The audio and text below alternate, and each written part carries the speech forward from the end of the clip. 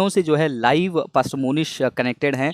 तो पास्टर मोनिश को जो है मैं स्क्रीन पे अभी इनवाइट कर रहा हूं, और पास्टर मोनिश जैसे स्क्रीन पे आएंगे वो परमेश्वर के वचन को शेयर करेंगे। तो यस, वेलकम पास्टर मोनिश, आपका स्वागत है। आप लाइव हैं और आपको लोग देख पा रहे हैं। तो यस पास्टर मोनिश, कैसे हैं आप? ठीक है। प्रभु का धन्यवाद है। प्रभु का धन्यवाद हो कि हम लोग फिर से एक और बार जुड़ भी पाए इस तरीके से। इसलिए प्रभु का हम लोग धन्यवाद निरंतर देते रहेंगे कि इस परिस्थितियों में भी कहीं ना कहीं परमेश्वर हमें कुछ टेक्निकल चीजों के द्वारा एक दूसरे के साथ कनेक्ट करने के लिए परमेश्वर ने सहायता किया। तो आइए आज हम लोग परमेश्वर की वचन से कुछ बातों को देखेंगे, और पहला पत्रस उसका दूसरा अध्याय और 24 पद को आज हम लोग पढ़ेंगे, और उसमें से आज हम लोग परमेश्वर के वचन से कुछ बातों को देखेंगे। तो मैं आपके लिए पढ़ रहा हूँ पहला पत्रस उसका दूसरा अध्याय और उसका 24 पद। यहाँ पे इस प्रकार लिखा है, वो आप ही हमारे पापों को अपने देह पर लिए हुए क्रूस पे चढ़ गया, जिससे हम पापों के लिए मरकर धार्मिकता के लिए जीवन बिताएं। उसी के मार खाने से तुम चंगे हुए। तो आज का जो शीर्षक है या फिर आज का जो टॉपिक है वो ये है, उसी के मार या कोड़े खाने से हम चंगे हुए हैं। तो जब मैं इस टाइटल को कह रहा हूँ कि उसके मार खाने से या कोड़े खाने से हम चंगे हुए हैं, तो मैं सबसे पहले क्लियर करना चाहता हूँ कि हम यहाँ पे आज कोई हीलिंग सर्विस नहीं कर रहे हैं, क्योंकि ये अ, जो टाइटल है ये उस प्रकार ही है कि उसी के मार खाने से या कोड़े खाने से हम चंगे हुए हैं। तो हम हीलिंग सर्विस जैसा कुछ आज नहीं कर रहे हैं, लेकिन हम इस वचन को आज थोड़ा समझेंगे कि वास्तव में ये क्या है। तो मैंने कुछ बातों को लिखा है और उन बातों को हम लोग आज देखेंगे, लेकिन इससे पहले कि मैं पहला पत्रस 2 का 24 के ऊपर ज्यादा बात करूं, मैं इस पत्री यानी कि पत्रस के द्वारा लिखी गई ये जो पत्री है, इसके बैकग्राउंड के बारे में या पृष्ठभूमि के बारे में आपसे कुछ बताना चाहूंगा, क्योंकि वो बहुत जरूरी है। क्योंकि जब तक हम उन बातों को थोड़ा न समझे या फिर न जाने कि क्यों ये पत्र लिखा गया या पत्री लिखी गई, क्या बातें थी जिस कारण इस पत्री को लिखना पड़ा, तब तक हम पहला पत्रस उसका दूसरा अध्याय और 24 पद के अहमियत को समझ नहीं पाएंगे। तो जब हम इस पत्रस के द्वारा लिखी गई इस पत्री को पढ़ते हैं और इसके बैकग्राउंड के बारे में थोड़ा सा हम लोग स्टडी करते हैं, पता करते हैं, तो हमें कुछ खास बातें देखने को मिलती हैं।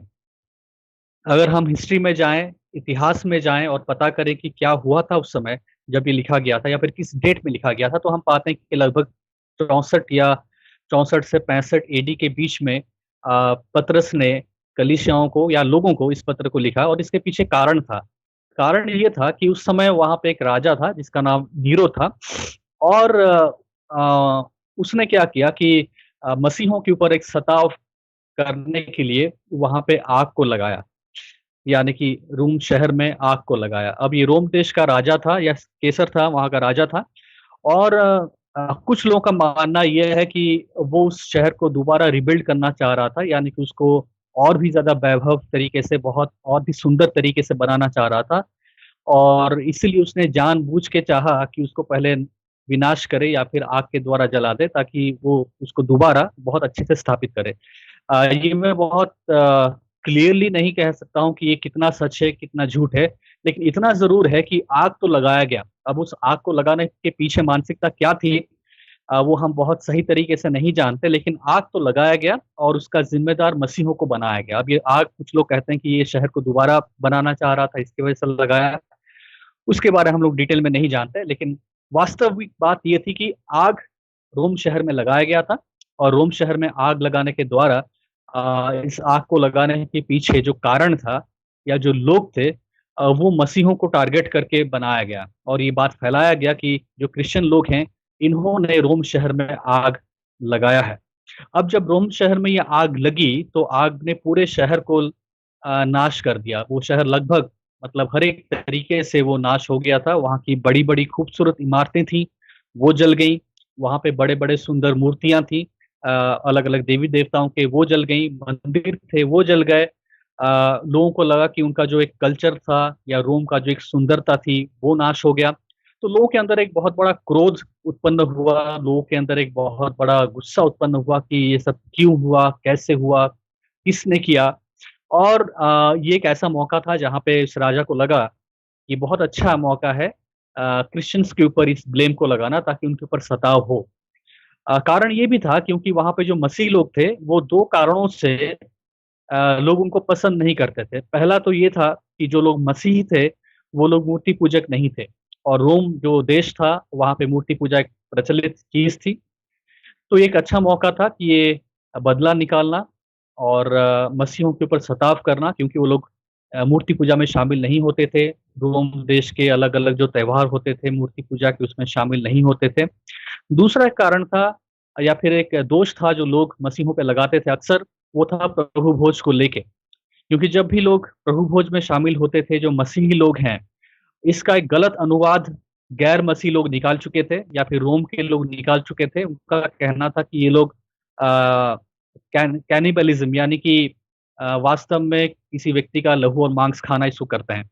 अब वो एक तरह का एक झूठा एक इल्जाम लगाया गया था और लोग के बीच में ये बातें चलती थी, या मसीहों के बारे में लोग ये बातें फैलाते थे कि ये लोग जो हैं बहुत घृणित लोग हैं, बहुत बेकार लोग हैं, क्योंकि ये लोग लहू और मांस खाते हैं।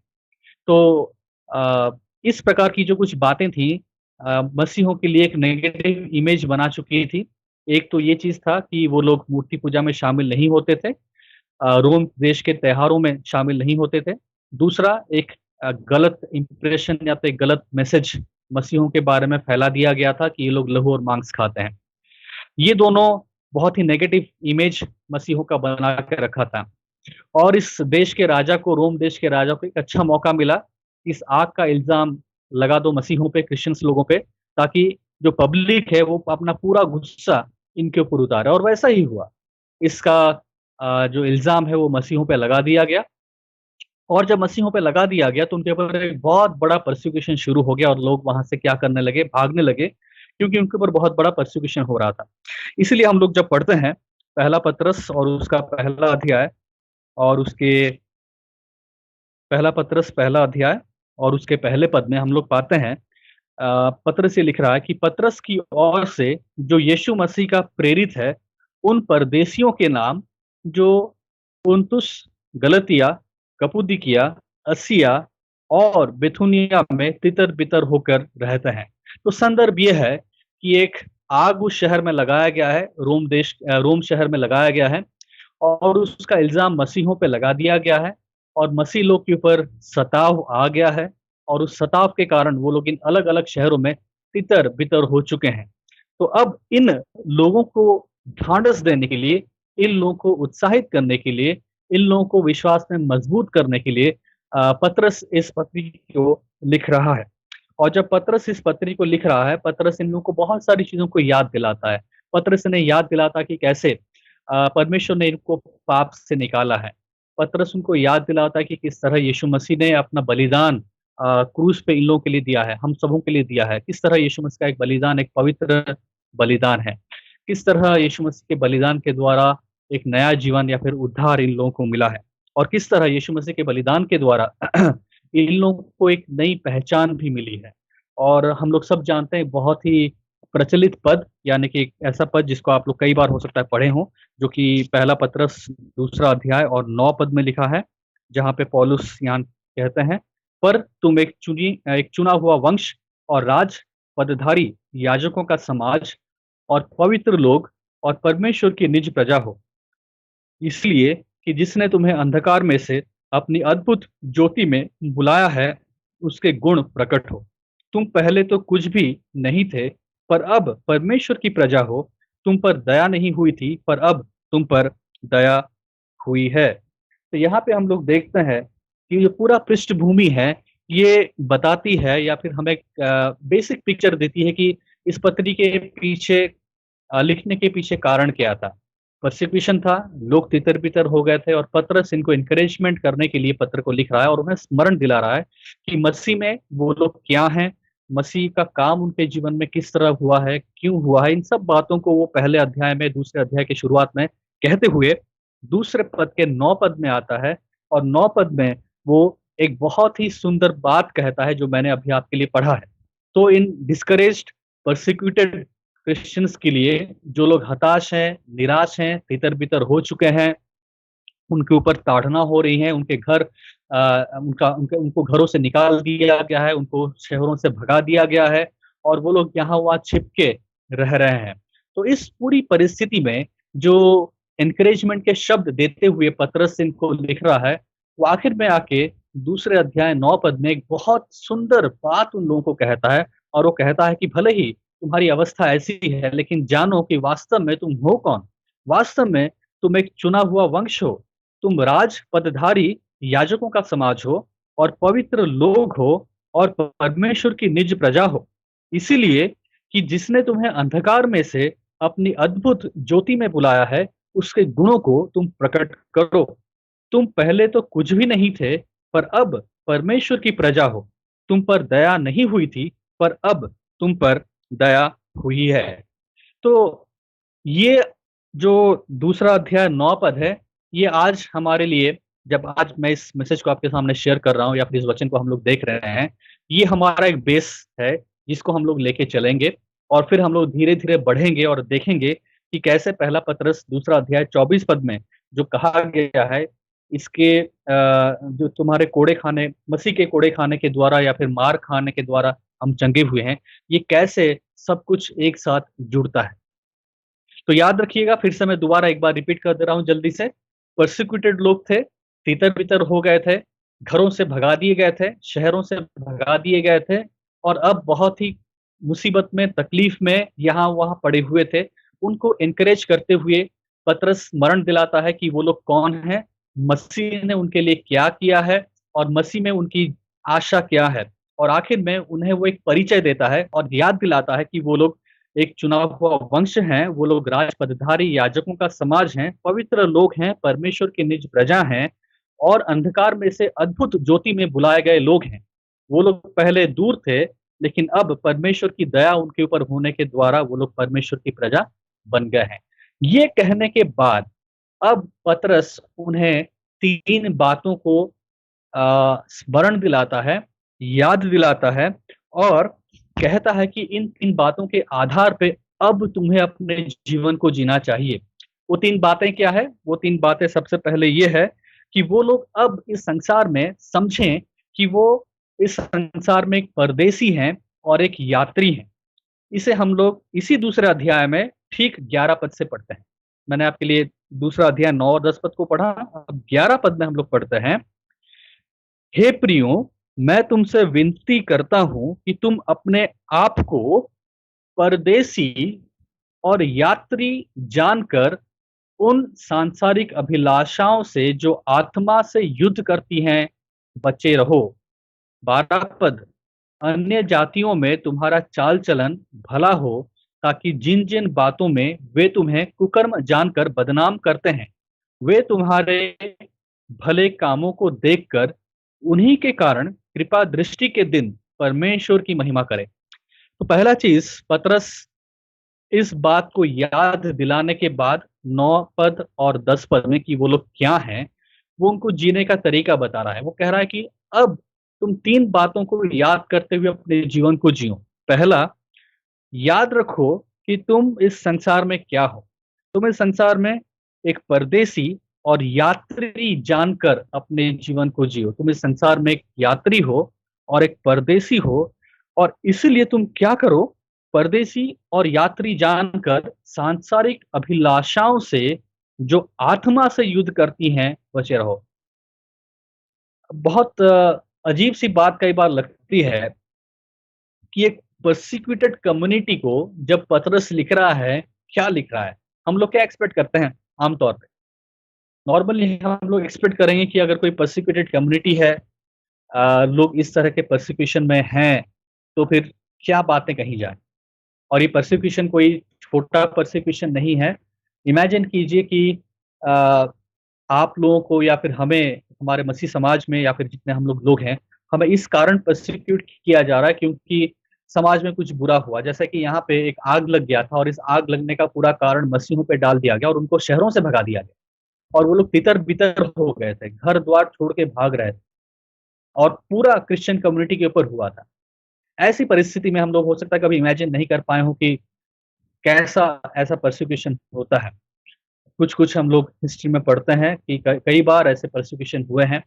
और इस परसिक्यूशन के मध्य में हम लोग सोचते हैं कि शायद पतरस उन्हें बहुत मतलब एनकरेज करने के लिए पता नहीं क्या क्या बातें कहें, उनको बहुत सहानुभूति की बातें कहें, उनको बहुत ढांढस दिलाने की बातें कहें। पतरस कहीं ना कहीं बातें तो कहते हैं, ढांढस दिलाते हैं, उनको स्मरण दिलाते हैं हर एक बातें, लेकिन अपनी जिम्मेदारी का भी एहसास दिलाते हैं। तो जो परसिक्यूटेड कम्युनिटी है, जो वहां पे तितर बितर हो गए थे, उनको पतरस आखिर में सहानुभूति देने के बाद, आत्मिक बातों को कहने के बाद, याद दिलाने के बाद कि वो लोग मसीह में क्या है, पतरस उनको परसिक्यूशन के समय में भी उनकी जिम्मेदारियों को याद दिलाते हुए कहते हैं कि याद रखो तुम्हारी पहली जिम्मेदारी क्या है, कि तुम इस संसार में एक यात्री और परदेसी के समान जियोगे, और न केवल जियोगे लेकिन सांसारिक अभिलाषाओं के साथ तुम लोग युद्ध करोगे। वो सांसारिक अभिलाषाएं जो आत्मा से युद्ध करती हैं, उनसे तुम बचे रहो। तो आ, याद दिलाता है, वो स्मरण दिलाता है, कहता है कि एक सांसारिक युद्ध है जिसका तुम्हें सामना करना है, और वो सांसारिक युद्ध क्या करता है, वो अभिलाषाओं का युद्ध है। तो एक मसीह जीवन में इवन जब हम परसिक्यूशन से होके जा रहे हैं, जब वो लोग भी परसिक्यूशन से होके जा रहे हैं, पतरस इसी बात को याद दिलाता हुआ कहता है कि स्मरण रखो, याद रखो, भूल ना जाओ कि तुम एक परदेसी हो, तुम यहाँ पे एक यात्री हो, और सांसारिक अभिलाषाओं से जो आत्मा से युद्ध करती हैं बचे रहो। जो सांसारिक अभिलाषाएं तुम्हारी आत्मा से युद्ध करती हैं, तुम्हें बार बार गिराने की कोशिश करती हैं, उनसे तुम बचे रहो। यानी कि अपने गवाही को बनाए रखो। संसार में पाए जाने वाले जो वासनाएं हैं, संसार में पाए जाने वाले जो बुरी चीजें हैं, जो कि रोम शहर में प्रचलित था। जब हम इस बैकग्राउंड में जाते हैं, हम जानते हैं कि रोम का जो शहर था वो व्यभिचार, गलत चीजें, अनैतिक चीजों में भरा पड़ा था। और पौलुस का, ये पतरस कहता है कि एक युद्ध है ये, और भले ही तुम परसिक्यूशन से होके जा रहे हो, भले ही सताव से होके जा रहे हो, याद रखो कि तुम्हें इस युद्ध में जीतना है। याद रखो कि तुम्हारे आत्मा के विरुद्ध जो युद्ध हो रहा है, अभिलाषाओं के जो युद्ध हो रहा है, उससे तुम बचे रहो। क्यों बचे रहो? ताकि 12 पद में अन्य जाति में तुम्हारे चाल चलन, अन्य जाति में तुम्हारा जो भला चाल चलन हो, ताकि जिन जिन बातों में वे तुम्हें कुकर्म जानकर बदनाम करते हैं, वो तुम्हारे भले कामों को देखकर उन्हीं के कारण कृपा दृष्टि के दिन परमेश्वर की महिमा करे। एक बहुत बड़ी बात यहाँ पे पतरस लिख रहा है परसिक्यूटेड कम्युनिटी को। बार बार मैं इसको याद इसलिए दिला रहा हूँ, परसिक्यूशन परसिक्यूशन, क्योंकि इस परसिक्यूटेड कम्युनिटी को पतरस कुछ बहुत बड़ी बातें कह रहा है और हमें भी समझना है। वो कह रहा है कि तुम अपनी अभिलाषाओं के ऊपर जीतो, जो अभिलाषाएं तुम्हारी आत्मा के विरुद्ध लड़ रही हैं, उस पर तुम्हें जीतना है। क्यों? कारण ये है कि कृपा दृष्टि के दिन, एक दिन जब परमेश्वर की कृपा दृष्टि इन लोगों के ऊपर होगी जो तुम्हारे विरुद्ध खड़े हैं, एक दिन जब सुसमाचार उनके पास पहुंचेगा, एक दिन जब परमेश्वर की कृपा दृष्टि का समय उनके ऊपर आएगा, वो तुम्हारे भले जीवन को देखते हुए स्मरण करेंगे कि कैसे परमेश्वर के कार्य तुम्हारे जीवन में हुआ, और फिर वो सुसमाचार पे विश्वास करेंगे।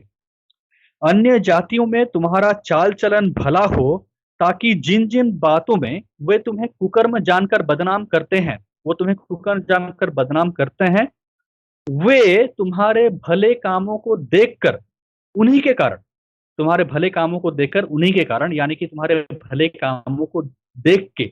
ये भला काम क्या है? ये भला काम अभिलाषाओं से जीतने का भला काम है। अभिलाषाएं जो आत्मा से युद्ध करती हैं, बचे रहो। तो तुम जब अभिलाषाओं से बचोगे, वो अभिलाषाएं तो तुम्हारे आत्मा के विरुद्ध में युद्ध करती हैं, जब तुम उससे बच के रहोगे, जब तुम उसके ऊपर जय पाओगे, उस भले काम को देख के कृपा दृष्टि के दिन, वो एक दिन जब वो कृपा दृष्टि इन अन्य जातियों पे आएगा, उन लोगों पे आएगा जो आज तुम्हारे दुश्मन हैं, जो आज तुम्हें सता रहे हैं, जो आज तुम्हें परसिक्यूट कर रहे हैं, एक दिन उनके ऊपर परमेश्वर की कृपा दृष्टि आएगी, और उस दिन वो तुम्हारे उस भले काम को याद करेंगे। यानी कि तुम्हारा वो काम जो तुमने अभिलाषाओं के ऊपर जीत के साबित किया, उसको याद करके वो लोग परमेश्वर की महिमा करेंगे। परसिक्यूशन के समय में भी सुसमाचार की बात को पतरस कहता है, याद दिलाता है कि तुम्हारे सताने वालों के ऊपर भी एक दिन कृपा दृष्टि आएगी। वो लोग सुसमाचार को सुनेंगे, लेकिन जब वो सुसमाचार को सुनेंगे, वो याद करेंगे, स्मरण करेंगे तुम्हारे जीवन के उन कामों को जब तुमने अभिलाषाओं पे जीत को पाया, और फिर वो लोग परमेश्वर की महिमा करेंगे। तो ये था पहला चीज या फिर पहला दायित्व जो पतरस ने स्मरण दिलाता है 10 और 11 पद के बाद, कि क्योंकि तुम राजपदधारी हो, क्योंकि तुम एक चुना हुआ वंश हो, क्योंकि तुम परमेश्वर की निज प्रजा हो, क्योंकि तुम अंधकार में से अद्भुत ज्योति में बुलाए गए हो, उसके गुणों को प्रकट करो। परसिक्यूटेड हो, तुम्हारे ऊपर अत्याचार हो रहा है, तुम तितर बितर हो गए हो, लेकिन फिर भी परमेश्वर के गुणों को प्रकट करो। पहले तुम कुछ भी नहीं थे, पर अब परमेश्वर की प्रजा हो, तुम पर दया नहीं हुई थी, पर अब तुम पर दया हुई है। इसीलिए याद करो, स्मरण करो उन बातों को, और अब एक जिम्मेदारी का जीवन जियो। और सबसे पहला क्या करो? याद रखो कि तुम इस संसार में परदेसी और यात्री हो, इसलिए सांसारिक अभिलाषाओं के ऊपर जीतो और एक नमूना बनो, ताकि वो लोग जो तुम्हारे प्रोसिक्यूटर्स हैं, तुम्हें सताने वाले हैं, उन पर जिस दिन परमेश्वर की कृपा दृष्टि होगी, उन पर जिस दिन सुसमाचार आएगा, वो लोग सुनेंगे, वो तुम्हें याद करेंगे, तुम्हारे व्यवहार को याद करेंगे, और उसको याद करते हुए प्रभु को जानेंगे और परमेश्वर की महिमा करेंगे। ये था पहला रिस्पॉन्सिबिलिटी। घबराइए मत, क्योंकि हम लोग आएंगे पहला पत्रस दूसरा अध्याय 24 पद पे, तुम्हारे कोड़े खाने के द्वारा, उसके कोड़े खाने के द्वारा हम चंगे हुए, हम आएंगे वहां पे। इसलिए उसका कनेक्शन मैं जोड़ रहा हूं इन हर एक बातों से। दूसरा चीज, दूसरा कार्य जो हमें करना है, वो हमें एक ऐसे एक ऐसे रिस्पॉन्सिबिलिटी की बात कही जा रही है 13 पद से लेके 17 पद में, जहां पे पतरस कह रहा है कि तुम्हें एक रिस्पॉन्सिबल सिटीजन के समान जीना है, यानी कि प्रशासन के अधीन होके जीना है। जो प्रशासन है, जो अधिकारी हैं, उनके अधीन में होके तुम्हें जीना है। ये तुम्हारी दूसरी जिम्मेदारी है। और 13 पद से लेके 17 पद में यही कहा गया है, प्रभु के लिए मनुष्य के ठहराए हुए हर एक प्रबंध के अधीन रहो, राजा के इसीलिए कि वो सब पर प्रधान है, और हाकिमों के क्योंकि वो कुकर्मियों को दंड देने और कुकर्मियों को की प्रशंसा के लिए उसके भेजे हुए हैं। क्योंकि परमेश्वर की इच्छा यह है कि तुम भले काम करने के द्वारा निर्बुद्धि लोगों की अज्ञानता की बातों को बंद कर दो। अपने आप को स्वतंत्र जानो, पर अपनी स्वतंत्रता को बुराई का बहाना न बनाओ, परंतु अपने आप को परमेश्वर के दास समझकर चलो।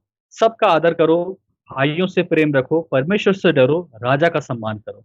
तो यहाँ पे एक जिम्मेदार नागरिक के बारे में पतरस स्मरण दिलाता और कह रहा है कि भले ही तुम परसिक्यूटेड हो, भले ही तुम्हारे ऊपर अत्याचार हुआ है, लेकिन एक जिम्मेदार नागरिक बन के जियो। क्यों? उसका कारण दिया गया है 15 पद। क्योंकि परमेश्वर की इच्छा यह है कि तुम भले काम करने के द्वारा निर्बुद्धि लोगों की अज्ञानता की बातों को बंद कर दो।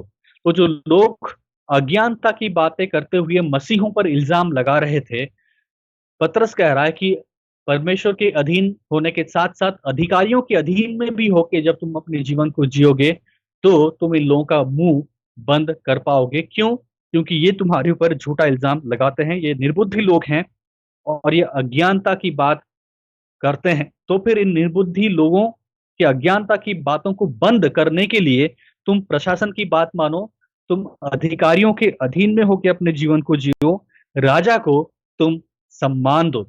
लेकिन साथ साथ मैं यहाँ पे ये भी जोड़ना चाहूंगा, जब हम अधिकारियों के अधीन में होने की बात करते हैं, प्रशासन के अधीन में होने की बात करते हैं, अधिकारियों के अधीन में होकर अपने जीवन को जीने की बात करते हैं, हमें याद रखना है इसका अर्थ ये नहीं कि हम परमेश्वर की आज्ञा का उल्लंघन करें। यानी कि मेरे कहने का अर्थ यह है कि अगर हमारे अधिकारियों के आज्ञा परमेश्वर के वचन के विरुद्ध होते हैं, तो फिर हमें परमेश्वर के वचन को प्राथमिकता देनी होगी। हाँ, हमें अधिकारियों की बातों को मानना है, प्रशासन की बातों को मानना है, राजा की बात को मानना है, लेकिन अगर उनकी बातें, उनके नियम परमेश्वर के वचन में दिए गए नियम और आज्ञाओं के विरुद्ध हो जाती हैं, तो फिर हमें परमेश्वर की आज्ञा को प्राथमिकता देना होगा। इसका उदाहरण हम लोग प्रेरित के काम 4 अध्याय 18 से 20 पद में पढ़ते हैं, प्रेरित के काम 5 अध्याय 28 से लेके 29 पद में पढ़ते हैं। तो ये था दूसरी जिम्मेदारी। पहली जिम्मेदारी क्या थी? वो ये थी कि वो लोग ये समझे कि वो इस संसार में परदेसी और यात्री के समान है। अभिलाषाओं के ऊपर उनको जीतना है और अभिलाषाओं के ऊपर जीतने के द्वारा एक अच्छा नमूना प्रस्तुत करना है, ताकि परमेश्वर की कृपा दृष्टि के दिन उनके जो सताने वाले हैं, मसीहों के जो सताने वाले हैं, वो मसीहों के भले कामों को देख के परमेश्वर की महिमा करें या फिर सुसमाचार पे विश्वास करें। दूसरा, उन्हें राजाओं के और हाकिमों के अधीन में होके जीना है, उनकी आज्ञाओं को मानना है, ताकि जो लोग इनके ऊपर झूठे इल्जाम लगा रहे हैं, निर्बुद्धि की बातें कर रहे हैं, अज्ञानता की बातें कर रहे हैं, उनका मुंह बंद हो। आखिर में जो तीसरा जिम्मेदारी है, वो ये है 18 पद से लेके 20 पद। हे सेवकों, हर प्रकार के भय के साथ अपने स्वामियों के अधीन रहो, न केवल उनके जो भले और नम्र हों, पर उनके भी जो कुटिल हों। क्योंकि यदि कोई परमेश्वर का विचार करके अन्याय से दुख उठाता हुआ क्लेश सहता है, तो ये सुहावना है। क्योंकि यदि तुमने अपराध करके घूसे खाए और धीरज धरा, तो इसमें क्या बड़ी बात हुई? पर यदि भला काम करके दुख उठाते हो और धीरज धरते हो, तो ये परमेश्वर को भाता है।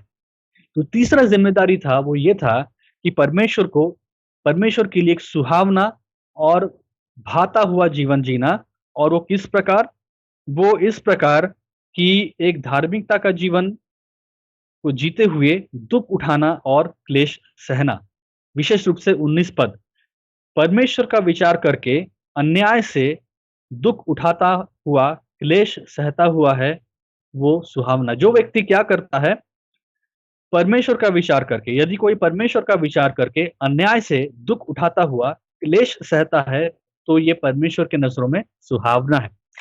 3 जिम्मेदारियां पतरस कहता है इस परसिक्यूटेड कम्युनिटी को, जो तितर बितर हो चुके हैं, उनको याद दिलाता है कि वो लोग क्या हैं, याद दिलाता है कि वो लोग चुना हुआ वंश है, राजपदधारी हैं, परमेश्वर के चुने हुए लोग हैं, पवित्र प्रजा है, अद्भुत ज्योति में बुलाए गए लोग हैं। और उन्हें इन 3 जिम्मेदारियों को निभाना है। पहले वो लोग अपने जीवन को एक परदेसी और एक यात्री जानकर जीना है, हाकिमों और अधिकारियों के अधीन में होकर जीवन को जीना है, और परमेश्वर का विचार करते हुए एक धार्मिक जीवन को जीना है। क्योंकि उस धार्मिक जीवन को जीने के द्वारा वो लोग परमेश्वर का धार्मिक जीवन को जीने के द्वारा वो लोग दुख उठाते हैं, क्लेश को सहते हैं, और इसके द्वारा वो परमेश्वर के सामने एक सुहावना और भला जीवन भला या भाता हुआ जीवन को जीते हैं। अब हम आते हैं हमारे मेन टेक्स्ट पे, जिसका आप लोग इंतजार हो सकता है कर रहे हो। मैं भी इंतजार कर रहा था, क्योंकि ये बैकग्राउंड को कहना बहुत जरूरी था, ताकि हम आखिर में समझ पाए कि आखिर में ये मार खाने के द्वारा, कोड़े खाने के द्वारा चंगा होना क्या है। तो जैसा मैंने आपके सामने इन पदों को पढ़ा और हमने देखा, मैं आपके लिए अब इस 24 पद का थोड़ा सा विश्लेषण देना चाहूंगा। हम सब कभी ना कभी इस पद को बहुत बार पढ़ चुके हैं। हम सब लोग इस पद को कई बार रट भी चुके होंगे। प्रार्थनाओं में कई बार इस पद को हम लोग कई बार पढ़ चुके होंगे। और बहुत बार जब चंगाई के लिए हम लोग प्रार्थना करते हैं, तो उस समय इस 24 पद को, पहला पतरस 2 अध्याय 24 पद को हम लोग बोलते भी हैं कि हे प्रभु, तेरे मार खाने से, तेरे कोड़े खाने से हम चंगे हुए हैं। आमतौर पे ये सोचा जाता है कि यीशु के कोड़े खाने के कारण हम परमेश्वर की चंगाई की मांग कर सकते हैं, और परमेश्वर हमें चंगाई देने के लिए बाध्य भी है। लेकिन जैसा मैंने आपको थोड़ा सा बैकग्राउंड दिया था कि ये पत्र क्यों लिखा गया, ये सब क्या हुआ, और मैंने आपके लिए खास तौर से 2 अध्याय 11 पद से लेके 20 पद मैंने पढ़ा, और अब 21 पद से मैं थोड़ा थोड़ा चीजों को पढ़ूंगा, और फिर हम लोग 24 पद में इसको देखेंगे कि कैसे इसका उद्देश्य निकल के आता है। जैसे ही मैंने आपके लिए पढ़ा 11 से लेके 20 पद, मैंने आपको बताया कि किस जिम्मेदारी के बारे में पत्रस कह रहा है और किन जिम्मेदारियों के बारे में पत्रस इनको इनकरेज कर रहा है। ये कहते हुए जब पत्रस 21 पद शुरू करता है, वो कहता है और तुम इसी के लिए बुलाए भी गए हो। बहुत ध्यान से सुनिएगा, पत्रस शुरू कर रहा है 21 पद को, कह रहा है कि और तुम इसी के लिए बुलाए ही गए हो। किसके लिए बुलाए गए हो? इन 3 जिम्मेदारियों के लिए जो मैंने अभी आपके सामने पढ़ा। ये 3 जिम्मेदारी जो मैंने आपको कहा, ये 3 जिम्मेदारियां जहां पे हमने देखा कि उनको एक परदेसी के समान जीना है, उनको अधिकारियों के अधीन में होके जीना है, और परमेश्वर का ध्यान रख के, स्मरण करके, विचार करके धार्मिकता के लिए अन्याय और दुख को सहना है, और परमेश्वर को भाना है। प्रभु का वचन कहता है कि यही तुम्हारी बुलाहट है, और तुम इसी के लिए बुलाए भी गए हो। क्यों बुलाए गए हो वो भी लिखा है। और तुम इसी के लिए बुलाए भी गए हो क्योंकि मसीह भी तुम्हारे लिए दुख उठाकर तुम्हें एक आदर्श दे दिया कि तुम उसके पद चिन्हों पर चलो। तुम्हारे जीवन में परमेश्वर ने यह बुलाहट दिया है, हमारे जीवन में परमेश्वर ने इस बुलाहट को दिया है, क्योंकि मसीह भी हमारे लिए दुख को उठाया। हमारे लिए दुख उठाया, यानी कि आपके स्थान पे और मेरे स्थान में दुख उठाया। उसको हम लोग आगे देखेंगे कि कौन सा दुख था या फिर किस प्रकार का दुख था। तो हम इसलिए बुलाए गए हैं क्योंकि, या फिर इस बुलाहट में हम बुलाए गए हैं, और इस बुलाहट में हमें इन 3 जिम्मेदारियों को पूरा करना है। हमें एक परदेसी के समान, हमें एक यात्री के समान इस संसार में जीना है, हम अधिकारियों के अधीन में होकर हमें जीना है, और हमें परमेश्वर का स्मरण करते हुए धार्मिकता के लिए दुख और क्लेश को उठाना है, क्योंकि मसीह भी हमारे लिए दुख उठाया। और न केवल दुख उठाया, दुख उठाने के द्वारा उसने हमारे लिए एक आदर्श को रखा है, एग्जाम्पल रखा, ताकि हम उसके पद चिन्हों पे चलें। तो जब हम 24 पद को हम विश्लेषण करते हैं तो हम क्या पाते हैं कि वास्तव में ये किस विषय में लिखा गया है, और क्या वास्तव में ये चंगाई की प्रार्थना के बारे में लिखा गया है। तो जब हम संदर्भ को अब हम देख रहे हैं तो हम पाते हैं कि 18 से लेके 20 पद, और विशेष रूप से 11 से ही अगर आप 20 पद को देखें तो हम देखते हैं कि क्या क्या बातें यहाँ पे कही गई हैं। तो ये परमेश्वर के बारे में या परमेश्वर के द्वारा दी गई जिम्मेदारियों के बारे में क्या क्या बताया जा रहा है। तो 21 पद की शुरुआत इस बात से होती है कि तुम इसके लिए बुलाए भी गए हो, अर्थात यह है कि परमेश्वर का विचार करके और भले काम करके, क्लेश और दुख सह के तुम जो अपने जीवन को जीते हो, तुम जब परदेसी बन के अपने जीवन को जीते हो, तुम जब एक यात्रा में अपने यात्री बन के जीवन को जीते हो, तुम जब अधिकारियों के अधीन में होके जीते हो, तो तुम एक क्या कर रहे हो, यीशु मसीह के द्वारा दिया गया एक आदर्श जो है उसका तुम पालन करते हो और उसके पद चिन्हों पे चलते हो। और हम भी वही करते हैं जब हम इस बात का अनुकरण करते हैं। तो हम याद रखें 21 पद में क्या कहा जा रहा है कि मसीह हमारे लिए दुख उठाया और उसके द्वारा उसने हमें एक आदर्श भी दिया। अक्सर हम लोग इन दो बातों को कई बार जोड़ के नहीं देखते हैं।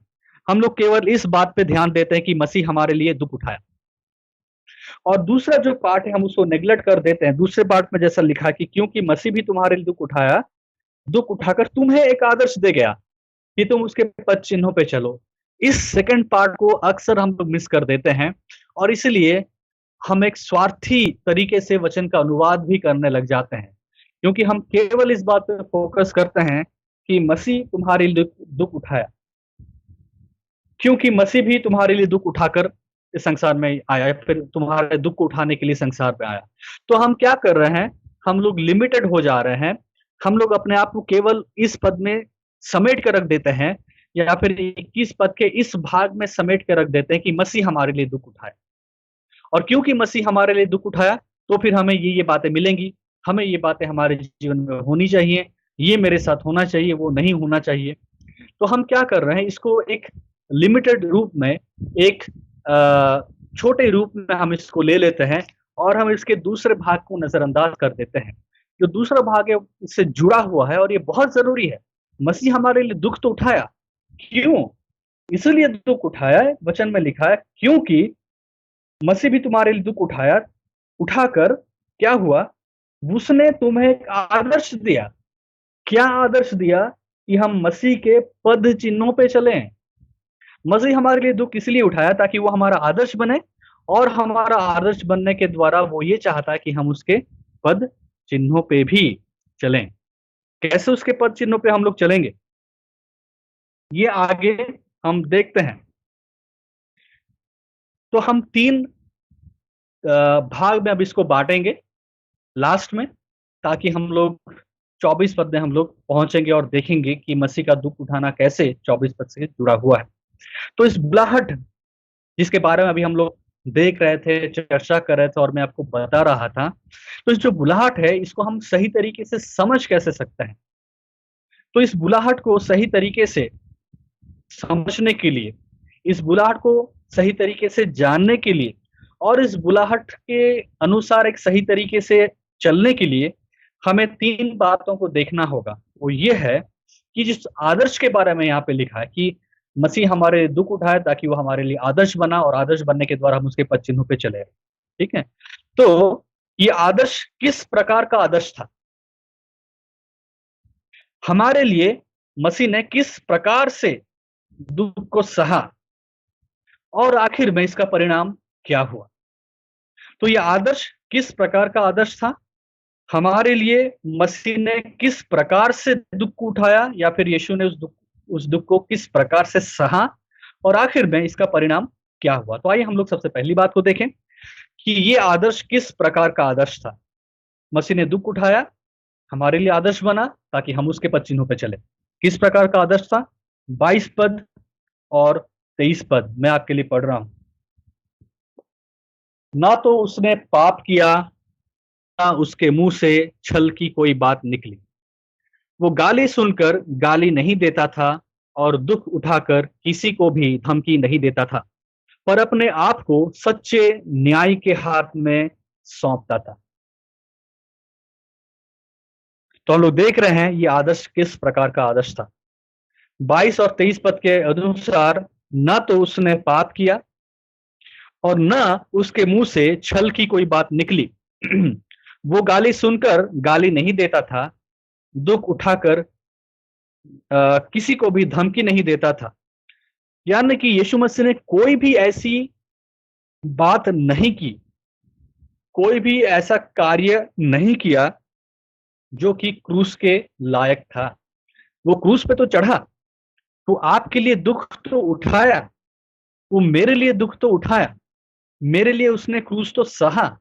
लेकिन यीशु ने अपने जीवन में ना तो कोई ऐसी बात कही, उसने अपने जीवन में ना तो कोई ऐसा काम किया जो क्रूस की मृत्यु के लायक था। बिना कोई ऐसे काम किए, बिना कोई ऐसी बात कही, वो क्रूस पे चढ़ गया। यीशु ने ऐसी कोई भी बात ना कही या फिर उसने कोई भी ऐसा कार्य नहीं किया जो क्रूस की मृत्यु के लायक था। उसने केवल भला ही किया। उसके कार्य और उसकी बातें केवल धार्मिकता की ही थी। फिर भी उसने दुख सहा, क्लेश को सहा और क्रूस की मृत्यु को भी सहा। क्या हम अपने जीवन में इस आदर्श का अनुसरण करते हैं? क्या हम अपने जीवन में इस आदर्श का अनुसरण कर रहे हैं, करना चाहते हैं? जिस तरह यीशु ने धार्मिकता के कारण दुख उठाया, जिस तरह यीशु धार्मिकता का जीवन जिया, फिर भी दुख उठाया, फिर भी क्लेश सहा, क्या हम भी उस बात का अनुकरण करते हैं? जब हम धार्मिकता के कारण दुख उठाते हैं, जब हमारे जीवन में धार्मिकता के कारण क्लेश उठाना पड़ता है, तो हम कुड़कुड़ाते हैं। हम लोग परमेश्वर के विरुद्ध बहुत बातें करते हैं और हम एक बहुत नकारात्मक मानसिकता को प्रकट करते हैं। मसीह होने के बावजूद भी हम सवाल उठाते हैं कि हमारे भलाई और धार्मिकता के विरुद्ध में लोग ऐसा क्यों कर रहे हैं? मैं तो धर्मी जीवन जी रहा हूं, मैं तो वचन के अनुसार चल रहा हूं, मैं तो परमेश्वर की आज्ञा को मान रहा हूं, लेकिन फिर भी मेरे पड़ोसी मेरा विरोध कर रहे हैं, फिर भी मेरे माँ बाप मेरा विरोध कर रहे हैं, फिर भी मेरे निजी जन मेरे विरुद्ध में खड़े हो जा रहे हैं और हम कुड़कुड़ाने लगते हैं, हम लोग क्रोधित हो जाते हैं, हम गुस्सा हो जाते हैं, हम परमेश्वर के विरुद्ध सवाल उठाते हैं, हम परमेश्वर को गलत साबित करने की कोशिश करते हैं और आखिर में एक बहुत नकारात्मक और बुरी मानसिकता को प्रस्तुत करते हैं। हमने पढ़ा 21 पद में कि यीशु हमारे लिए दुख को उठाया और उसके द्वारा उसने एक नमूना हमारे सामने रखा। उसने उस दुख को उठाने के द्वारा हमारे लिए क्या किया, एक आदर्श बना, ताकि हम उसके पद चिन्हों के अनुसार चलें। क्या हम आज मसीह के पद चिन्हों के अनुसार चल रहे हैं? इस बुलाहट में, जो बुलाहट में 3 बातें मैंने आपको बताई थी, जब आज आप एक परदेसी के समान, अगर आज आप एक यात्री के समान इस संसार में जी रहे हैं, सांसारिक अभिलाषाओं के विरुद्ध में उस लड़ाई को लड़ रहे हैं और जीत रहे हैं, जब आप हाकिमों के अधीन में होके जी रहे हैं, जब आप और मैं परमेश्वर के बातों को स्मरण करते हुए धार्मिकता के लिए दुख और तकलीफ उठा रहे हैं, क्लेश उठा रहे हैं, तब हमारा व्यवहार कैसा होता है जब लोग हमारे विरुद्ध खड़े हो जाते हैं? हाँ, हम ये कर रहे हैं, इन 3 बातों को हम लोग कर रहे हैं, लेकिन इस 3 बातों को करने के द्वारा जो रिस्पॉन्स हमें मिलता है, वो कई बार अच्छा नहीं होता है। यीशु भी धार्मिकता का जीवन जिया, लेकिन लोगों का रवैया यीशु के विरुद्ध कैसा था? बहुत बुरा था। जैसा मैंने 22 पद में पढ़ा, लोग उसको गाली देते रहे, उसके मुंह से ना तो कोई छल की बात निकली, ना उसने पाप किया, लेकिन लोगों ने कैसा किया? लोगों ने कैसा व्यवहार किया यीशु मसीह के साथ? अधर्म का व्यवहार किया, बुरा व्यवहार किया। और अगर हम यीशु का अनुकरण करके उसके पद चिन्हों पे चल रहे हैं, तो हमारे साथ भी ऐसा ही होगा, क्योंकि इसी बुलाहट में तो हम बुलाए गए हैं। यही तो बुलाहट है, यही तो वो बुलाहट है। इसलिए तो वो हमारे लिए नमूना बना है, इसलिए तो वो हमारे लिए एक आदर्श बना है, ताकि हम उसके पद चिन्हों पे चलें। लेकिन क्या हम चल रहे हैं? और अगर हम चलने की कोशिश करते हैं, तो हमारी प्रतिक्रिया कैसी होती है? अक्सर हमारी प्रतिक्रिया यीशु मसीह के जैसी नहीं होती है। अक्सर हम यीशु मसीह के जैसा व्यवहार नहीं दिखाते हैं। जैसा मैंने कहा, हम लोग क्रोधित हो जाते हैं, हमको बुरा लगता है, हम लोग परमेश्वर के वचन पे सवाल उठाने लगते हैं, और हम पूछते हैं कि हाँ, मैं तो एक धर्मी जीवन जी रहा हूँ। हाँ, मैं तो उस बुलाहट में चल रहा हूँ। हाँ, मैं तो परदेसी के समान जी रहा हूँ। हाँ, मैं तो एक यात्री के समान जी रहा हूँ। हाँ, मैं तो उस हाकिम के अधीन में होके जी रहा हूँ। हाँ, तो एक दास के समान मैं तो भले कामों को कर रहा हूँ। लेकिन मेरे साथ तो लोग बुरा व्यवहार कर रहे हैं, मेरे विरुद्ध तो लोग बुरी बातें कर रहे हैं, मेरे खिलाफ तो लोग षड्यंत्र रच रहे हैं, और हम कुड़कुड़ाते हैं, हम लोग गुस्सा होते हैं, हम लोग लोगों को उन्हीं के जैसा व्यवहार फिर करने लग जाते हैं, और हम एक बहुत ही नकारात्मक प्रतिक्रिया देने लगते हैं। तो मेरे प्रिय भाई-बहनों, जब हम यीशु मसीह के जीवन को देखते हैं और हम 21 पद को देखते हैं कि और तुम इसी के लिए बुलाए भी गए हो, क्योंकि मसीह भी क्योंकि मसीह भी दुख उठाने के द्वारा तुम्हारे लिए एक आदर्श बना, ताकि तुम उसके पद चिन्हों पे चलो। तो ये आदर्श किस प्रकार का आदर्श था? सबसे पहला बात, ये आदर्श है कि इस बुलाहट में जब हम चलते हैं, हम क्या करें? यीशु मसीह की तरह प्रतिक्रिया दें। हम लोगों को देख के विचलित ना हो जाएं, हम लोगों के व्यवहारों को देख के विचलित ना हो जाएं, डर ना जाएं, घबरा ना जाएं, और वैसे ही उल्टी प्रतिक्रिया ना देने लगे। हम मसीह के जीवन के जैसा हम लोग अनुकरण करते हुए उसके पद चिन्हों पे चले। ठीक है, मेरे विरुद्ध लोग खड़े होंगे, ठीक है, लोग मेरे बारे में बुरी बात कहेंगे, लेकिन मैं मसीह के जैसे क्या करूंगा? एक धैर्य के साथ उस क्लेश को सहूँगा, उस दुःख को सहूँगा, क्योंकि क्योंकि उससे परमेश्वर भाता है, क्योंकि ये बात परमेश्वर को भाता है, ये बात परमेश्वर को सुहावना लगता है, जैसा कि वचन कहता है, क्योंकि ये परमेश्वर को भाता है। 20 पद, यदि भला काम करके तुम दुःख उठाते हो और धीरज धरते हो, तो ये परमेश्वर को भाता है। और 19 पद में हमने देखा था, क्योंकि यदि कोई परमेश्वर का विचार करके अन्याय से दुःख उठाता हुआ क्लेश सहता है, तो सुहावना है। ये थी पहली बात कि ये आदर्श किस प्रकार का आदर्श है। दूसरा, हमारे लिए किस प्रकार से दुःख को यीशु ने सहा, या फिर दुःख को उसने उठा लिया। 24 पद में हम लोग पढ़ते हैं इस चीज को। 24 पद में लिखा है, वो आप ही हमारे पापों को अपने देह पे लिए हुए क्रूस पे चढ़ गया।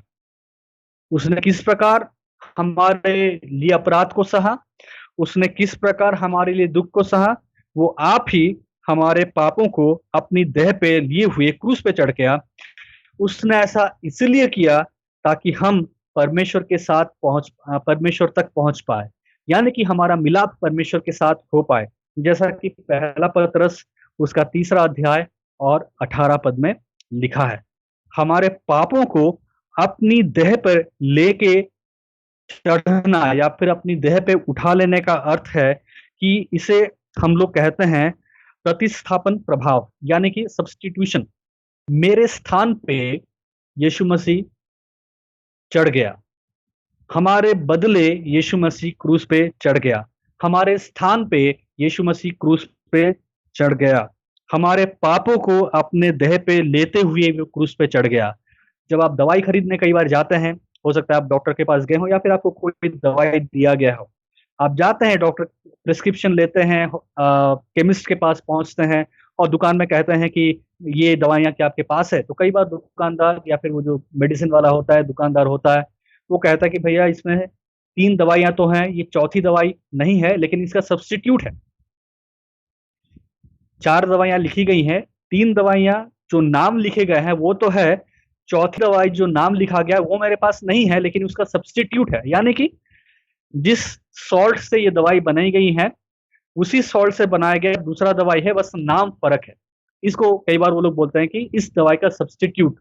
तो ठीक वैसा ही जब हम इधर पढ़ रहे हैं, वो हमारे बदले चढ़ गया, इसको हम लोग सब्स्टिट्यूट कहते हैं, यानी कि प्रतिस्थापन प्रभाव, हमारे बदले वो चढ़ गया। जिस दंड और प्रकोप के लायक हम थे और ठहराए गए थे, उसे यीशु ने हमारे स्थान पे उठा लिया। इसलिए हमें ये सोचना होगा कि क्या हम उस धार्मिकता का जीवन जी रहे हैं और उस पद चिन्हों पे हम लोग चल रहे हैं जिसके लिए यीशु ने ये सब किया और हमारे लिए वो आदर्श बना 22 पद के अनुसार, या हमारे पास अपने बहाने हैं और बातें हैं जिसका हवाला देके हम इस बुलाहट से बचना चाहते हैं। क्या हम गैर विश्वासियों के जीवन की सफलता और समृद्धि को देख के भटक जाते हैं और हम इस धार्मिकता की चाल को चलना नहीं चाहते, क्योंकि इस धार्मिकता की चाल की बुलाहट में हमें भलाई के बदले दुख और क्लेश उठाना पड़ेगा। हमें भलाई के बदले अधर्मियों का विरोध सहना पड़ेगा। क्या ये सब बातें आज आपको रोकती हैं? हमारे लिए किस प्रकार यीशु मसीह दुख को उठा लिया और सह लिया। तो जब हम देखते हैं कि यीशु मसीह हमारा सब्स्टिट्यूट बना, हमारे स्थान पे वो चढ़ गया, जब हम इस बात को समझते हैं, तो क्या ये हमारी बुलाहट पे असर डालता है, जिस बुलाहट के लिए 21 पद में कहा गया था, और तुम इसी के लिए बुलाए भी गए हो। क्या हम उस बुलाहट की अहमियत को समझते हैं, या जैसा मैंने कहा कि हम अपने बहाने देने लगते हैं, हम अपने ही कारण देने लगते हैं और उस बुलाहट से भाग जाते हैं। उस बुलाहट में चलना नहीं चाहते, क्योंकि इस बुलाहट में चलना बहुत दुखदायक है, क्योंकि इस बुलाहट में चलना आपके जीवन में दुख और क्लेश लेके आएगा। तो क्या इन बातों को देख के हम लोग इस बुलाहट से पीछे चले जाते हैं, मुंह फेर लेते हैं और कहते हैं कि मुझसे ये बुलाहट में चला नहीं जाएगा, क्योंकि इस बुलाहट में तो कोई अच्छी बात नहीं दिख रही है, इस बुलाहट के अनुसार तो क्लेश उठाना पड़ेगा, इस बुलाहट के अनुसार तो दुख उठाना पड़ेगा, परदेसी के समान चलना पड़ेगा, यात्री बन के जीना पड़ेगा, हाकिमों के अधीन में रहना पड़ेगा, अधिकारियों के अधीन में होके चलना पड़ेगा, धार्मिकता का जीवन जीना पड़ेगा। और इतना करने के बाद क्या मिलेगा? घर नहीं, पैसा नहीं, सफलता नहीं, इतना सब करने के बाद जो मिलेगा वो ये है दुख और क्लेश। ये हमें इसलिए मिलेगा क्योंकि यीशु ने भी इसको सहा, और यीशु ने इसलिए सहा ताकि सहने के द्वारा, और तुम इसलिए बुलाए गए हो क्योंकि मसीह तुम्हारे लिए दुख उठाया और एक आदर्श बना ताकि तुम उसके पद चिन्हों पे चलो। आसान नहीं है मेरे प्रिय भाइयों बहनों, लेकिन यीशु हमारे लिए एक आदर्श बना है, और इसलिए आदर्श बना है ताकि हम उसके पद चिन्हों पे चलें। तो क्या आप उस पद चिन्ह पे चलने के लिए तैयार हैं, चल रहे हैं, या फिर आपके पास अपने ही बहाने हैं, आपके पास अपने ही कारण हैं, आपके पास अपने ही योजनाएं हैं, और आप उस बुलाहट से मुंह फेर लेते हैं, चलना नहीं चाहते हैं। आज क्या बातें आपको रोक रही हैं इस बुलाहट में चलने के लिए? तो मेरे प्रिय भाई और बहनों, आपको सोचना है, अ, थोड़ा मनन करना है, अपने आप को जांचना है और देखना है कि क्या आप वास्तव में चल रहे हैं, और अगर नहीं चल रहे हैं तो क्यों नहीं चल रहे हैं। क्योंकि अगर आप ये मानते हैं, अगर आप ये अंगीकार करते हैं कि यीशु मसीह मेरे लिए दुख उठाया, तो फिर आप इस बात से अपने आप को मुंह फेर नहीं सकते। आपको 21 पद पढ़ना पड़ेगा, 21 पद के अनुसार जीना पड़ेगा। यीशु मसीह ने आपके लिए दुख उठाया, हाँ सही है, लेकिन न केवल उसने दुख उठाया, दुख उठाने के द्वारा क्या किया? उसने एक आदर्श छोड़ा ताकि हम उसके पद चिन्हों पे चलें। तो अगर हम ये मानते हैं, अंगीकार करते हैं, जोर-जोर से बोलते हैं, इस वचन को रट देते हैं और हर जगह कहते हैं कि यीशु मेरे लिए दुख उठाया, यीशु मेरे लिए दुख उठाया, तो फिर हमें यीशु के दुख उठाने के बात को कहने के बाद 21 पद का जो दूसरा भाग है, उस पे भी ध्यान देना होगा। हाँ, उसने दुख उठाया। हाँ, वो मेरे लिए क्रूस पे चढ़ा, लेकिन क्या हुआ? मेरे लिए आदर्श भी बना ताकि मैं उसके पद चिन्हों पे चलूँ। तो मेरे प्रिय भाई और बहनों, मेरा ये 2 सवाल कि अगर वो हमारे लिए दुःख को उठाया है, तो फिर क्या इस दुःख को उठाने के बाद आप इसको पहचान रहे हैं, उस आदर्श में चल रहे हैं? और फिर आखिर में मैं कहूँगा कि इसका परिणाम क्या हुआ?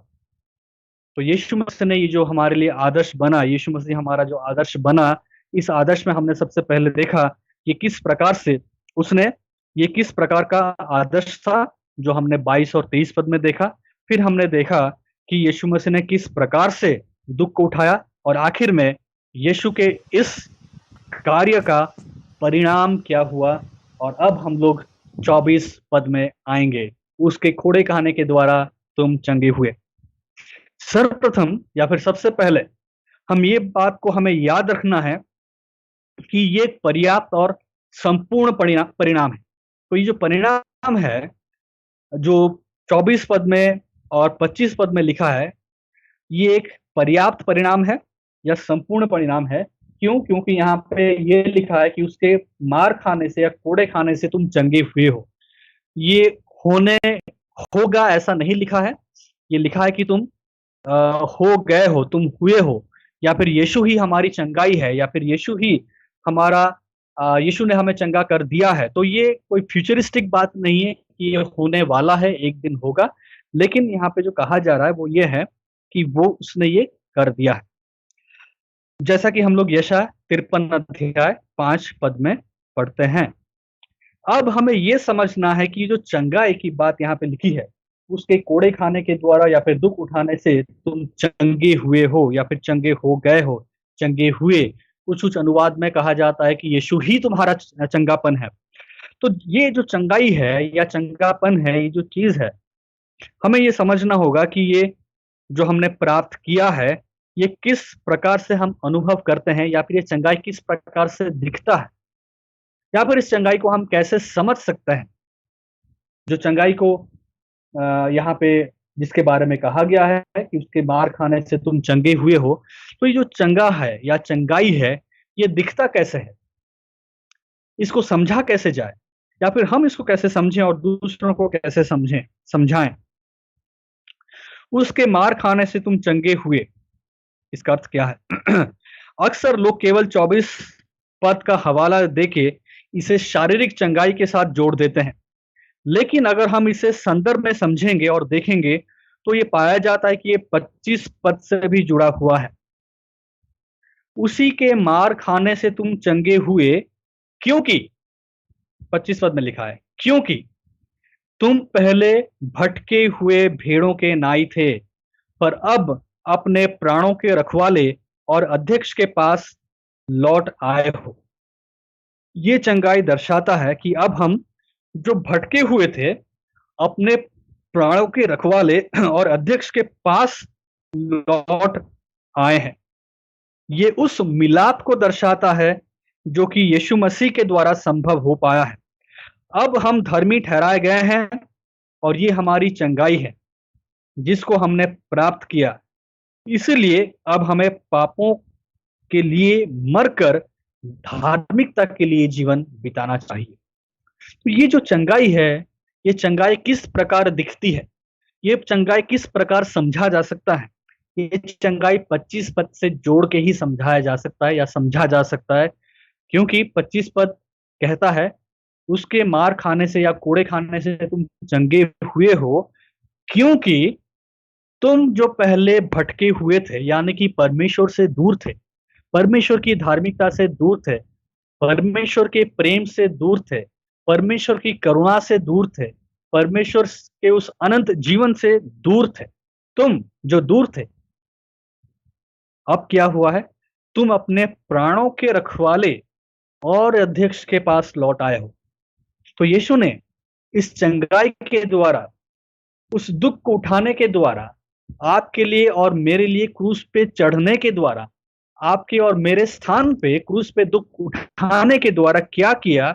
हमें, जो अब तक भटके हुए थे, जो दूर थे पापों के कारण, जो दूर थे हमारे अपराधों के कारण, जो दूर थे हमारे अनैतिक जीवन के कारण, जो दूर थे हमारे अपवित्रता के कारण, क्या हुए हो? अब तुम वापस किसके पास आ गए हो? लिखा है कि तुम अपने प्राणों के रखवाले और अध्यक्ष के पास लौट आए हो। तो ये एक मिलाप को दर्शाता है, ये एक मिलन को दर्शाता है, जो कि यीशु मसीह के द्वारा संभव हो पाया है। तो सबसे पहले ये उस मिलन को या मिलाप को दर्शाता है, जो हमारे आत्मिक जीवन से जुड़ा हुआ है। परमेश्वर के क्रोध के संतान से अब हम परमेश्वर के लेपालक संतान बन गए हैं। परमेश्वर के सामने दंड की आज्ञा का लोग होने से अब हम परमेश्वर का प्रेम पाने लगे हैं। दंड की आज्ञा हमारे ऊपर थी, लेकिन अब दंड की आज्ञा नहीं रही। रोमियो 8 का 1, अब हम जो धर्मी ठहराए गए हैं, अब हमारे ऊपर कोई दंड की आज्ञा नहीं। क्यों? क्योंकि हम एक समय दूर थे, दंड की आज्ञा तो थी, लेकिन क्या हुआ? उसके कोड़े खाने के द्वारा हम लोग चंगे हुए, क्योंकि हम जो दूर थे, हम जो अधर्मी थे, हम जो पाप में मरे हुए थे, अब हम लौट आए, हमारा मिलाप हो गया। अब हम मसीह के पास वापस आ गए हैं, उससे हम जुड़ गए हैं। वापस से अब हम परमेश्वर के संतान बन गए हैं। पाप जिसने इस संबंध को तोड़ दिया था, इस हमारा और परमेश्वर से मिलन के संबंध को हटा दिया था, अब हम अपने प्राणों के रखवाले और अध्यक्ष के पास लौट आए हैं। कैसे संभव हुआ? ये यीशु मसीह के द्वारा संभव हुआ। तो यीशु मसीह के द्वारा जो संभव हुआ, इसको हम केवल यीशु मसीह के क्रूस पे जो मृत्यु थी, वो 25 तारीख को वो गुड फ्राइडे को याद करके हमें नहीं भूलना, हमें समझना है कि ये कैसे संभव हुआ। ये यीशु मसीह ने जो जीवन को जिया, न केवल क्रूस पे वो चढ़ा, लेकिन जो धार्मिकता का जीवन जिया, उसके द्वारा संभव हुआ। क्योंकि जब यीशु मसीह धार्मिकता का जीवन जी रहा था, वो गाली सुन के गाली नहीं दे रहा था। वो भला काम करके लोगों का विद्रोह जब सह रहा था, वो पलटा नहीं दे रहा था। वो चुपचाप चुपचाप चुपचाप आपके लिए, मेरे लिए दुख सह रहा था, सह रहा था, सह रहा था। क्योंकि अगर वो पलट के वार करता, अगर वो पलट के जवाब देता, तो हर कोई भस्म हो जाता। और अगर हर कोई भस्म हो जाता, तो फिर यीशु को क्रूस में चढ़ने की आवश्यकता होती ही नहीं। और अगर यीशु मसीह क्रूस में ना चढ़ता, तो फिर आपका और मेरा उद्धार नहीं होता। जीवन भर यीशु मसीह ने क्या किया आपके लिए, मेरे लिए?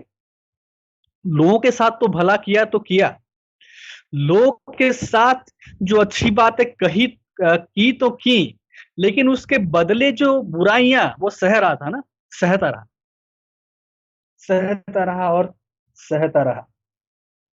ना तो उसने पाप किया और न उसके मुंह से छल की बात निकली। वो गाली सुनकर गाली नहीं देता था, दुख उठाकर किसी को भी धमकी नहीं देता था, पर अपने आप को सच्चे न्याय के हाथों में सौंपता रहा। किसके लिए? आपके लिए। क्या वो धमकी नहीं दे सकता था? बिल्कुल। क्या वो लोगों को दंड नहीं दे सकता था? बिल्कुल। वही सृष्टिकर्ता वही है, वही सृष्टि करता है। उसने ही लोगों को बनाया, उसने ही आपको और मुझे बनाया, उन लोगों को बनाया। और वो लोग क्या कर रहे थे? गाली दे रहे थे यीशु मसीह को। वो लोग यीशु मसीह को पता नहीं क्या क्या बोल रहे थे, कितना तो अपमान कर रहे थे, कितना तो उसको क्लेश दे रहे थे, लेकिन आपके लिए और मेरे लिए यीशु मसीह सहता रहा, सुनता रहा, ताकि वो आपके लिए और मेरे लिए एक संपूर्ण और सिद्ध धार्मिकता ठहरे। क्लेश को इसीलिए ना क्लेश सहा, क्लेश को सहा, दुख को सहा, भला काम किया, उसके बदले पलट के लोगों की बुराइयों का जवाब नहीं दिया, सहता रहा, सहता रहा, सहता रहा, और आखिर में उसने क्रूस पे भी अपने प्राण को दिया, जिसके द्वारा आप और मैं जो भटके हुए थे अब हम लौट आए। आप और मैं जो क्रोध के संतान थे अब हम लौट आए हैं। और इसीलिए जो 21 पद में हमने पढ़ा है कि वो हमारे लिए, वो तुम्हारे लिए दुख उठाकर एक आदर्श दे गया कि तुम उसके पद चिन्हों पे चलो।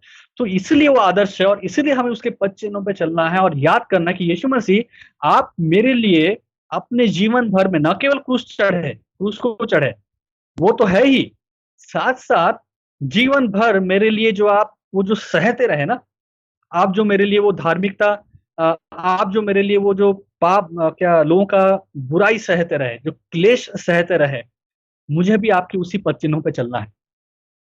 मैं भी जब आज धार्मिकता का चाल चलूंगा और जब लोग मेरे विरुद्ध में बातें करेंगे, मैं भी सहूंगा, क्योंकि आपने भी वैसा ही किया।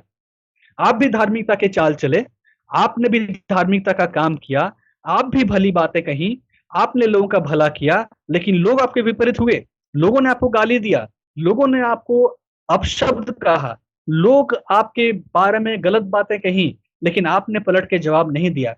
आप मेरे आदर्श हैं, मुझे आपके पद चिन्हों पे चलना है। इसलिए जब मैं इस बुलाहट में चलूंगा, जैसा कि हमने 11 से लेके 20 पद में देखा, उस बुलाहट में एक परदेशी के समान चलूंगा, उस बुलाहट में मैं एक यात्री के समान चलूंगा, उस बुलाहट में जब मैं जो अधिकारियों के अधीन में जीऊंगा, उस बुलाहट में जब मैं हाकिमों के अधीन में होकर जीऊंगा, उस बुलाहट में जब मैं धार्मिकता के कामों को करूंगा, उस बुलाहट में जब मैं परमेश्वर को प्रसन्न करते हुए, आज्ञा को मानते हुए परमेश्वर की बातों को मानूंगा, मेरे विरुद्ध भी लोग खड़े होंगे, जैसे आपके विरुद्ध लोग खड़े हुए थे। जैसे आपको गाली दिए, मुझे भी गाली देंगे, जैसे आपके विरुद्ध उन्होंने आपको क्लेश दिया, मुझे भी क्लेश देंगे। लेकिन मैं क्या करूंगा? कुकड़ाऊंगा? नहीं। मैं पलट के वार करूंगा? नहीं। मैं पलट के गाली दूंगा? नहीं। मैं पलट के वार करूंगा? नहीं। क्योंकि मेरा आदर्श आप है और मुझे आपके पद चिन्हों पे चलना है, और जैसे आपने सहा, जैसे आप चले, मुझे भी वैसे चलना है, क्योंकि उस बुलाहट में मैं बुलाया गया हूं। आप क्रूस पे चढ़ने के द्वारा आपने एक बुलाहट में मुझे बुलाया, एक आदर्श दिया, एक आदर्श बने और पद चिन्हों पे चलने के लिए कहा। तो वैसे ही मैं भी इस बुलाहट में चलूंगा, आपके पद चिन्हों पे चलूंगा, आपके आदर्श को देखते हुए मैं भी बुराई के बदले भलाई करूंगा। मैं भी मेरे भलाई के बदले जब लोग बुरा करते हैं, मैं सहूंगा। मैं भी मेरे धार्मिकता के कामों के विरुद्ध में जब लोग मेरी निंदा करेंगे, मुझे क्लेश देंगे, मुझे दुख देंगे, मैं सहूंगा, क्योंकि आपने भी वैसा किया। क्योंकि अगर आप वैसा नहीं करते तो फिर आप मेरे लिए सिद्ध बलिदान नहीं बनते, लेकिन आपने किया, करके मेरे लिए आप एक सिद्ध बलिदान बने, और वो सिद्ध बलिदान बनने के द्वारा ही आपने मुझे वो चंगाई दी। आपके वो सिद्ध बलिदान बनने के द्वारा, आपके दुख उठाने के द्वारा, आपके उस धार्मिक जीवन को जीने के द्वारा मुझे चंगाई मिली। क्योंकि मैं तो दूर था, मैं तो पाप में मरा हुआ था, मैं तो क्रोध का संतान था, मेरे ऊपर तो परमेश्वर की दंड की आज्ञा थी, लेकिन अब मैं पास आ गया हूं। अब मैं जो दूर था, अब क्या हो गया? अब मेरे प्राण के रखवाले और अध्यक्ष के पास मैं लौट के आ गया हूं। मेरे प्राण का रखवाला, मेरा अध्यक्ष मुझे लौट के ले आया है। मैं खोया हुआ था, उस भेड़ के समान पाप में गिरा हुआ था, लेकिन मेरे प्राण का रखवाला, मेरा अध्यक्ष मुझे ढूंढ ले आया। कैसे? अपने मेरे लिए दुख उठा के, मेरे लिए बलिदान बन के, क्रूस पे चढ़ के, और मुझे उस चंगाई को दे के, उसके कोड़े खाने के द्वारा मैं चंगा हुआ हूं। हाँ, उसके कोड़े के खाने के द्वारा मैंने चंगाई को पा लिया है। और जितने भी आप भाई बहन हैं जो लोग नया जन्म पाए हैं, आप सब ने उस चंगाई को पा लिया है। और आपका चंगाई का प्रमाण यह है कि आप दूर थे, भटके हुए थे, क्रोध के संतान थे, पाप में मरे हुए थे, आपके ऊपर दंड की आज्ञा थी। लेकिन क्या हुआ? अब आप और मैं हमारे प्राणों के रखवाले और अध्यक्ष के पास आज हम लौट आए हैं।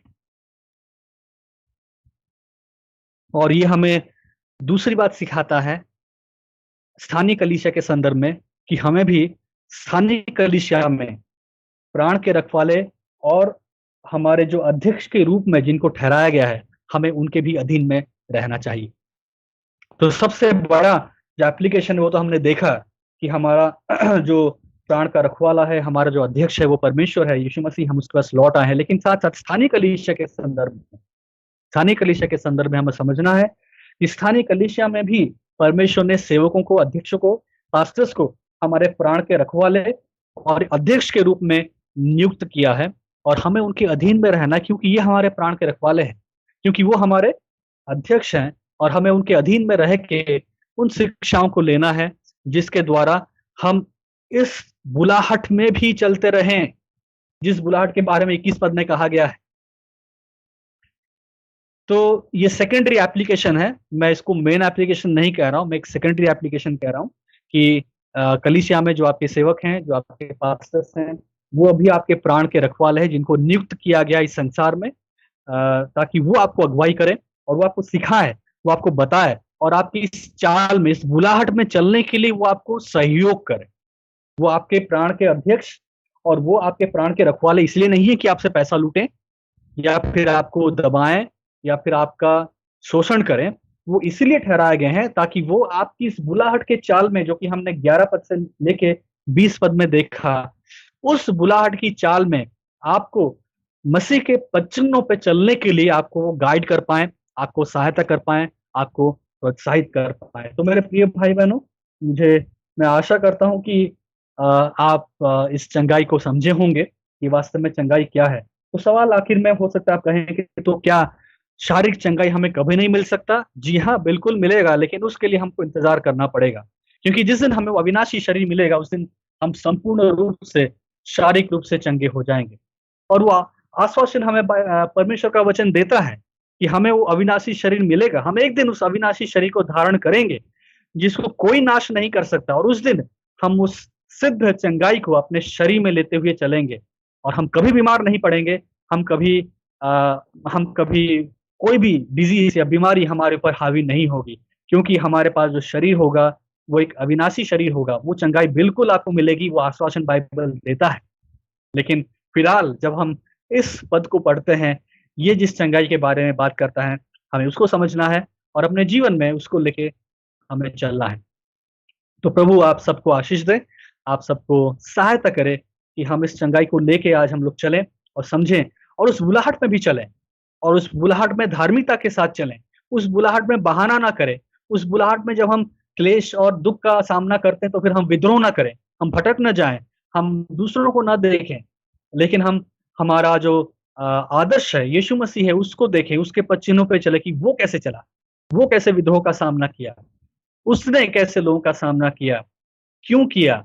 और हो सकता है ये बातों को जब हम सोचे समझे, हम भी उसी चाल में चल पाए और परमेश्वर को हम प्रसन्न कर पाए, उसको भा पाए। तो प्रभु हम सबको आशीष दे। आमीन।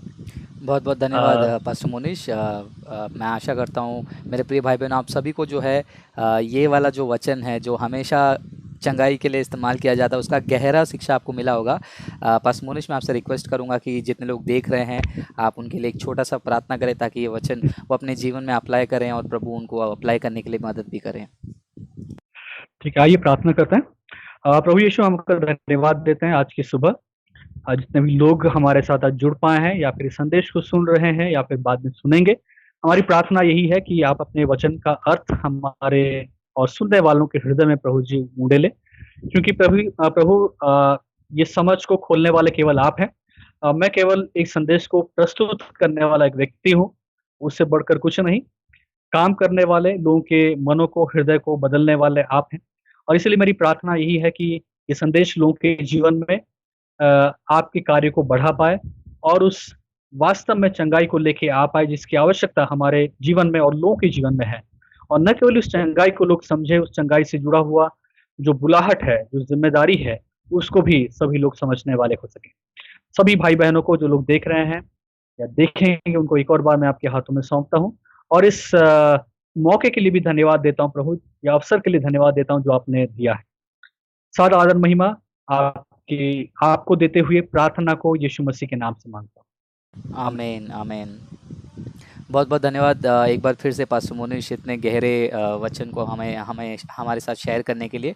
तो मेरे प्रिय भाई बहनों, आशा करता हूँ आपको पहला पत्रस दूसरा अध्याय 24वां वचन का मतलब, सच्चा मतलब, सच्ची चंगाई क्या है, ये आपको पता चल गया होगा। और जो 3 पॉइंट शुरुआत में कहा था 24वें वचन में आने से पहले, मैं आशा करता हूँ कि वो 3 पॉइंट को आप और अच्छे गहराई से समझने की कोशिश करेंगे। और मैं विश्वास करता हूँ कि ये वचन अगर आपने वाकई में ध्यान से सुना है और उसको अप्लाई करेंगे, आपके जीवन में काफ़ी सारे बदलाव आएंगे। तो ये वीडियो को जो है जितना हो सके शेयर कर दीजिए फेसबुक पे, और इसके बाद मैं इसको यूट्यूब पे भी अपलोड करने की कोशिश करूँगा, ताकि जो लोग फेसबुक में देख नहीं पाए वो यूट्यूब पे देख पाएँ। तो एक बार फिर से बहुत बहुत धन्यवाद हमसे लाइव जुड़कर आराधना करने के लिए, स्तुति करने के लिए और वचनों को सुनने के लिए। ऐसे लगातार हमारी टीम के लिए प्रार्थना करते रहिए, ताकि हम परमेश्वर का सत्य वचन आपके बीच में लगातार लेकर आएँ। बहुत बहुत धन्यवाद। आज का दिन प्रभु आपको और आशीषित करे, आत्मिक उन्नति दे आपको। और हमारी प्रार्थना यही है कि आप और आपके परिवार, आपके कलीसिया वाले वचन में दिन ब दिन दृढ़ होते जाए, बढ़ते जाए। तो मिलेंगे एक और लाइव सेशन में वैसे ही। तब तक के लिए आपको और आपके परिवार को प्रभु सुरक्षित रखे, सलामत रखे। धन्यवाद। God bless you. Have a blessed Sunday. प्रभु आपको आशीष करें।